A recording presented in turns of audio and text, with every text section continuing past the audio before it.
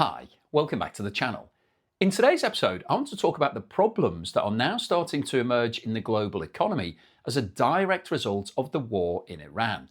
Over the last few months, we've been discussing the impact of higher oil prices, higher gas prices, rising transport costs, and increasing inflation. We've looked at the risks, we've talked about the warnings from economists and central banks, and we've discussed the possibility that all of this could eventually start to slow economic growth. Well, today we're no longer talking about forecasts. We're starting to see the evidence appear in official data. The UK has just announced that the economy contracted in April. Europe has started increasing interest rates. Inflation in both the United States and Europe has surged to the highest levels in 3 years. Growth forecasts are now being cut around the world, and central banks that were originally expecting to cut interest rates this year are now finding themselves discussing whether they need to increase them. At the same time, the war itself continues. Donald Trump is talking about a possible peace agreement being very close, whilst also discussing military options that could potentially prolong the conflict. So, despite all the headlines suggesting a deal may be near, the reality is that the uncertainty remains extremely high. And the bigger issue is that even if the conflict ended tomorrow, much of the economic damage for 2026 has already been done. The question now is whether this becomes a temporary slowdown or something much more serious. Now, before we go into all of the details for today's video, could I ask anybody that hasn't subscribed yet to please hit that subscribe button. Also give me a thumbs up for this video. Really helps me with the algorithm and also puts a smile on my face. And also, I just wanted to remind you that my competition that I've been talking about for a long time, so apologies for that, where you can win my property or a cash alternative prize, closes today at 5 p.m. UK time. So that's midday New York or 9 a.m. Los Angeles time. So if you're watching this before those times, you've still got a chance of getting involved. You can scan the QR code on the screen now or click the link in the description below. If you're watching it after those times, then it's too late. You've missed the opportunity. But if you are getting involved, then good luck in the draw. Everybody has an equal chance of winning. So let's start with what's arguably the most important economic announcement that we've seen since the war began. The UK economy contracted by 0.1% in April. Now, on the face of it, that doesn't sound like a huge number. But what's important here is not the size of the decline, it's the timing. The UK economy had actually been performing reasonably well in the first part of this year. Growth came in at 0.4% in February and 0.3% in March. However, suddenly in April, we've seen growth turning negative. One of the most interesting details in the latest report from the UK was that sports, amusement, and recreational activities fell by more than 9%. And why is that important? Because discretionary spending, that's what those things are, is usually one of the first things that consumers cut when they start feeling under pressure. People still need food, you still need to pay your mortgage or your rent, and obviously you've got to pay for electricity, but trips out, entertainment, recreation, and leisure activities are often the first things to be sacrificed when household budgets come under pressure. And perhaps the most significant point of all was that the Office of National Statistics specifically highlighted rising fuel and energy costs linked to the Middle East conflict as a major theme in feedback received from businesses. In other words, it isn't simply a random economic slowdown. The official statistics agency is directly linking what's happening in the Middle East to what's happening inside the British economy.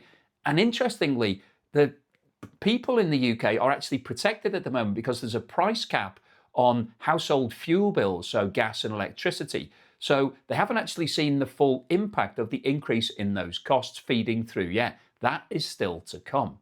And Britain isn't alone in this issue. Across Europe, we're seeing a growing list of warning signs. Germany has already cut its growth forecast for 2026 by around half. France unexpectedly stagnated. Italy has downgraded its outlook and warned that the situation remains highly uncertain. The European Central Bank has also reduced its growth expectations for the Eurozone, and growth is now expected to average just 0.8% in 2026. That's a weak number for an economic bloc of its size. And over in China, we're seeing signs of slowing momentum as well. Industrial production growth has weakened, retail sales growth has disappointed, investment activity has slowed. Now, China isn't directly involved in the conflict, but it is heavily exposed to higher energy costs and weaker global demand. And this is one of the reasons why the war in Iran matters so much. The economic impact doesn't just stay in the Middle East, it spreads throughout supply chains, energy markets, transportation networks, and eventually it spreads into economies all around the world. The next area I want to discuss is inflation, because inflation's now accelerating almost everywhere. If we start with the United States, the latest data shows that US inflation has risen to 4.2%. That's the highest level seen in 3 years. At the start of this year, inflation was sitting at just 2.4%, very close to the target level of 2%. It's now more than double that. So in only a few months, we've gone from a situation where inflation appeared to be under control to one where it's now becoming a major concern. Energy prices have been a huge part of this story. Gasoline prices are up more than 40% compared with this time last year. Energy inflation is also running above 20%, and real wages have fallen for a second consecutive month. And real wages is basically how much money you've got in comparison to how quickly prices are rising. That means many Americans are becoming poorer in real terms despite nominal pay increases. So the pay increases aren't keeping pace with inflation. Europe is facing a very similar problem. Eurozone inflation has climbed to 3.2%. That's the highest level since 2023. And more importantly, core inflation has also risen. Now, core inflation strips out food and energy prices.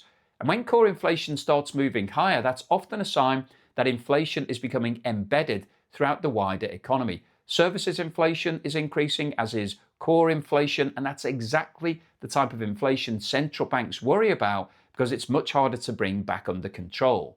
Which brings us on to interest rates. Only a few months ago, the conversation everywhere was about rate cuts, how quickly we were going to see rates coming down. Markets were expecting central banks to start reducing borrowing costs throughout the rest of this year. That narrative has now been turned on its head. The European Central Bank has just increased interest rates by 25 basis points. That's the first increase since 2023, and officials are already discussing the possibility of more increases later this year. Indonesia has also increased rates in an attempt to support its currency and combat inflationary pressures. Norway has recently tightened its policy. Australia has moved towards a more hawkish stance as inflation concerns have intensified. And the overall direction of travel is becoming increasingly clear.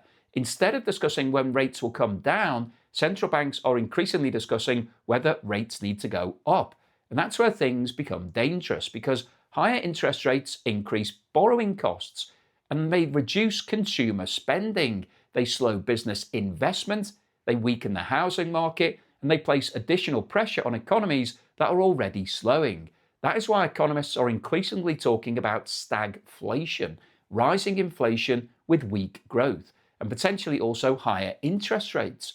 It's one of the most difficult environments for policymakers to manage, and it's one of the most painful for households and businesses. Meanwhile, the war itself continues. Donald Trump has suggested that a deal may be getting close. However, Iran appears less optimistic. And adding to the uncertainty, Trump has discussed the possibility of military operations involving Kark Island, which is a strategically important export hub for Iranian oil. It sits about 16 miles off the coast of Iran, and it has deep waters, which means that the supertankers can actually dock there, and a lot of the Iranian refineries are located on that island. Now, these comments by Donald Trump are interesting because on one hand, we're hearing talk of peace negotiations, whilst on the other, we're hearing discussion of actions that could potentially escalate the conflict. So it's still very difficult to determine whether we're genuinely close to a resolution or whether we're simply entering another phase of this conflict. But perhaps the most important point is this: even if a peace agreement was signed tomorrow, much of the economic damage has already been done. Businesses are facing much higher costs, consumers are having to pay higher fuel prices, and central banks have already changed direction. Growth forecasts have been downgraded and economic confidence has been damaged. The global economy entered 2026 expecting lower inflation, lower interest rates, and improving growth. Instead, we're now seeing higher inflation, rising interest rates, and slowing growth. And that's why the latest GDP figures from the UK are so important. They proved that the first indication of economic consequences of the war are now moving from forecasts into warnings and reality.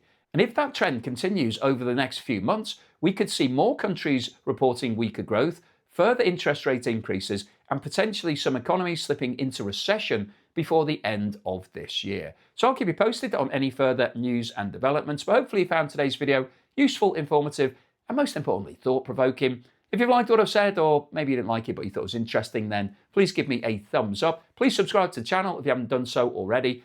As I mentioned earlier, my competition, where you can win my property or a cash alternative prize, closes at 5 p.m. UK time today. So that's midday New York or 9 a.m. LA time. So if you're watching this before those times, you've still got a chance to get involved. Scan the QR code on the screen now or click the link in the description below. It's another way of helping to fund the channel. Thank you so much if you have entered, and good luck in the draw. Thank you also to everyone that's supported me in other ways. If you've bought me a coffee or sent me YouTube super thanks or signed up as a patron or a member, thank you so much for that support. I really do appreciate it.